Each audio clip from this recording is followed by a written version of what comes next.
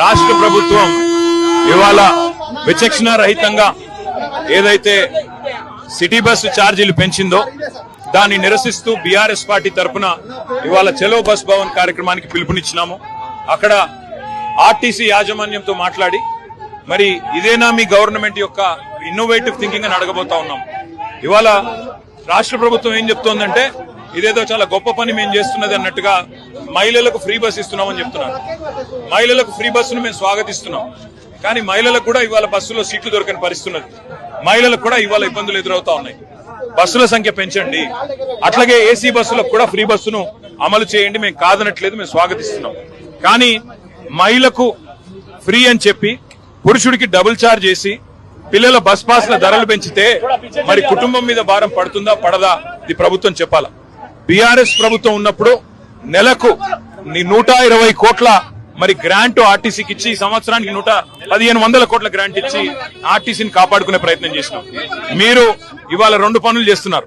ఒకటి, ఎవరైతే public transport ని ప్రజా రవాణాను వాడే పేదలు ఉన్నారో, మధ్యతరగతి ప్రజలు ఉన్నారో వాళ్ళ నడ్డి విరిచే ప్రయత్నం చేస్తున్నారు.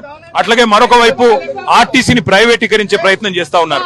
కార్గో సర్వీసులు గతంలో 100 కోట్లు ఆర్జించేది సంవత్సరానికి ఆర్టీసీ కార్గో. కేసీఆర్ గారు ప్రారంభించారు కార్గో సేవలను. మరి మీ ప్రభుత్వం ఇవాళ ప్రైవేట్ వాళ్ళకు అప్పచెప్పి నెలకు 3 కోట్లకే అంటే సంవత్సరానికి 36 కోట్లకే మరి కార్గో సేవలను కూడా ప్రైవేట్ పరం చేసింది. అట్లాగే ఆర్టీసీని కూడా ప్రైవేట్ పరం చేయాలనే ఆలోచన కనబడతా ఉన్నది. ఒక కుక్కను చంపే ముందు పిచ్చి కుక్కను ఎట్లయితే ముద్రేస్తారో ఆర్టీసీ నష్టాల్లో ఉన్నది అని చెప్పి ఇవాళ ఆర్టీసీని ప్రైవేటీకరించే ప్రయత్నం ఏదైతే రాష్ట్ర ప్రభుత్వం చేస్తున్నదో తప్పకుండా దీన్ని బీఆర్ఎస్ పార్టీ తరఫున నిరసిస్తున్నాము. తప్పకుండా ఈ పెంచిన ఛార్జీలను వెంటనే తగ్గించాలని డిమాండ్ చేస్తున్నాము. నెలకు ఆర్టీసీ కనుక కష్టాల్లో ఉంటే తప్పకుండా ప్రభుత్వమే ఆ నష్టాలు భరాయించాలి.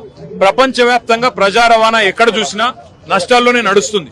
లాభాల్లో ఉన్నది చాలా తక్కువ చోట్ల. నష్టాల్లో ఉన్నప్పటికీ ప్రజా రవాణా అనేది ప్రభుత్వం యొక్క బాధ్యత. ఆ బాధ్యత ప్రభుత్వం తీసుకొని నెలకు అవసరమైతే 500 కోట్ల 600 కోట్ల గ్రాంట్ ఇచ్చి మరి ప్రజా రవాణాను ప్రజల మీద భారం వేయకుండా నడపాలన్నదే మా ప్రధానమైన డిమాండ్.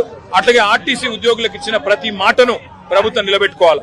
ఉద్యోగులుగా వాళ్ళని ఆల్రెడీ మేము గుర్తించాము. ప్రభుత్వ ఉద్యోగులుగా మీరు ఇచ్చిన మాట అపాయింటెడ్ డే కానీ అట్లాగే యూనియన్ల గుర్తింపు కానీ ఇతర అంశాలు కూడా తప్పకుండా ప్రభుత్వం స్పందించి వెంటనే మాట నిలుపుకోవాలని డిమాండ్ చేస్తూ పెంచిన మెల్లమెల్లగా ప్రైవేటైజేషన్ వైపు కార్పొరేషన్ తీసుకుపోయేటట్టు ఒక్కొక్కడు ఎందుకంటే ఎలక్ట్రిఫికేషన్ పేరు మీద ప్రైవేట్ వాళ్ళకి అప్పచెప్పడం, ఉద్యోగులను తీసేయడం. Don't think like you don't know. No, I'm not agree. No, that's what I'm saying. Maybe you don't know, but it looks like it's a conspiracy. ఇప్పుడు కార్గో ప్రైవేటైజ్ చేసిండ్రు, ఎలక్ట్రిఫికేషన్ పేరు మీద ప్రైవేటైజ్ చేస్తుండ్రు. Next RTC privatise చేస్తారు. Automatic ఒకటి ఏం చెప్తున్నారు, దీనికి నష్టాలు ఉన్నాయి. ఫ్రీ బస్సు పెట్టి లాభాలు వచ్చినాయని మీరే చెప్తారు, గవర్నమెంటే చెప్పారు. వాళ్ళు ఇప్పుడు నష్టాలు వచ్చినాయని చెప్తున్నారు. నష్టాల పేరు మీద ప్రైవేటైజేషన్ కార్గోని ఇచ్చేసినారు. కార్గో తర్వాత నెక్స్ట్ ఎలక్ట్రిఫికేషన్, ఆ తర్వాత మొత్తం ఆర్టీసీ. ఏమైతుంది నెక్స్ట్? అల్టిమేట్ గా స్టేట్ మొత్తం ప్రైవేటైజేషన్ ద్వంద్వంగా రాసియండి. మరి లేదు ప్రైవేటైజ్ చేయమని రాసియండి. మరి మీరు చెప్తారు కదా లేదని రాసియండి. నేను లేదు చేయని అట్లా చెప్పండి. మీరు చేయమని ఎట్లంటారు? మీకేం తెలుసు? మరి మీకు తెలియనప్పుడు తెలియదానండి, అంతే కదా. గవర్నమెంట్ ఇష్టం అది. వరకు మా ఉందని చెప్పింది కానీ గవర్నమెంట్ ఆఫ్ ఇండియా ప్రాసెస్ ప్రకారం దాదాపు 2000 బస్సులు మనకి ఇస్తామన్నారు. మేము బయట పోయి చెప్పాలన్నా ఆర్టీసీ ఎండీ గారు చెప్పారు ప్రైవేటైజేషన్ జరగబోదు అని కార్మికులకు ఖచ్చితంగా హామీ ఇస్తామని చెప్పాలి. చెప్పంటారా? ఎండీ గారు చెప్తున్నారు ప్రైవేటైజ్ రాని అన్నాడు. కంపల్సరీ ఉంటుంది, ఆర్టీసీ ఉంటుంది చెప్పాలి. పక్కా చెప్పండి.